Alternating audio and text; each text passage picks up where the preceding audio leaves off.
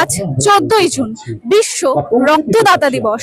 Coffee house social service অ্যাসোসিয়েশনের তরফ থেকে এক বিরাট রক্তদান শিবিরের আয়োজন করা হয়েছে।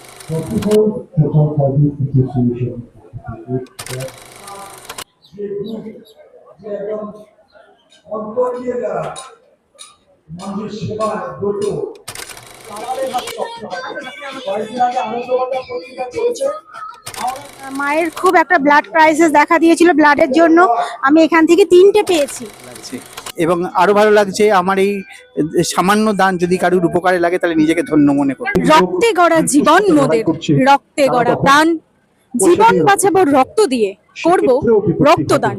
রক্তদান এক মানবিক দান, জীবন দান। প্রত্যেকটি রক্তের ফোঁটায় থাকে নবজীবনের অঙ্গীকার।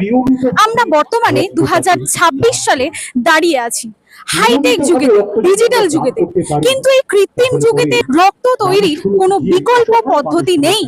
রক্তের আকাল মেটাতে পারে একমাত্র মানুষের রক্তদানের মধ্যে দিয়ে। আজ 14ই জুন বিশ্ব রক্তদাতা দিবস। কফি হাউস সোশ্যাল সার্ভিস অ্যাসোসিয়েশনের তরফ থেকে এক বিরাট রক্তদান শিবিরের আয়োজন করা হয়েছে। আমরা দেখতে পাচ্ছি বিভিন্ন জায়গা থেকে বহু রক্তদাতারা তারা এসে এই গরমের মধ্যেও তাদের মহা মূল্যবান রক্তদান করছে।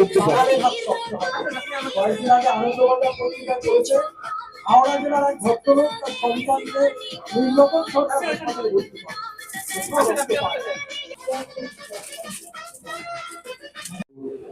Coffee house social service association এখানে আসলে ভীষণ আনন্দ লাগে, ভীষণ ভালো লাগে, কারণ আমাদের ভেতর আজ থেকে 25 বছর আগে যাদের এই অভিজ্ঞতা আছে, এই বিচিত্র ভয়ঙ্কর অভিজ্ঞতা আছে, তারা জানে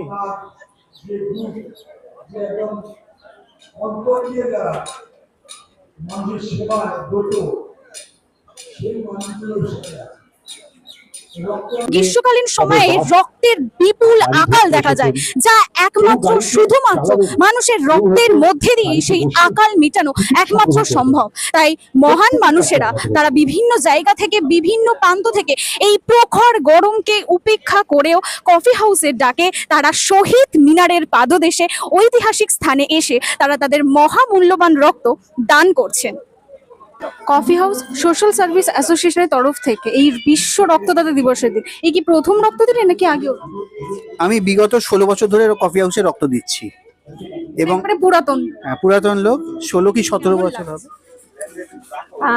এটা একটা আলাদা অনুভূতি। আমি এই প্রতি বছরই এই দিনটাতে চেষ্টা করি আর কি দেওয়ার, কিন্তু এই জায়গায় দাঁড়িয়ে মানে রক্ত দেওয়াটার একটা আলাদা অনুভূতি হচ্ছে, যেহেতু শহীদদের স্মরণে করে এই অনুষ্ঠানটা হচ্ছে বলে সত্যিই খুব ভালো লাগছে।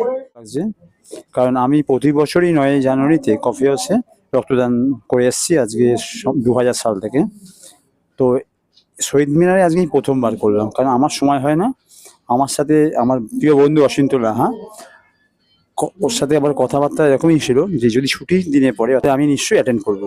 তারপরে আমার মায়ের খুব একটা ব্লাড ক্রাইসিস দেখা দিয়েছিল, ব্লাডের জন্য আমি এখান থেকে 3টে পেয়েছি, একটা নয় 3টে পেয়েছি। এবং দাদা যেভাবে ম্যানেজ করে দিয়েছেন, মানে থ্যাঙ্কসফুলি দাদাকে, এই অ্যাসোসিয়েশনকে, তাই জন্য আমি উপজে এসছি যে আমার দেওয়া দরকার। আমি যখন 3টে পেয়েছি তো আমার রক্ত আবার যদি কারুর লাগে। ক্যামেরায় দেবস্মিতা দাসের সঙ্গে তিস্তা মণ্ডলের রিপোর্ট, যুগবীক্ষণ ডিজিটাল।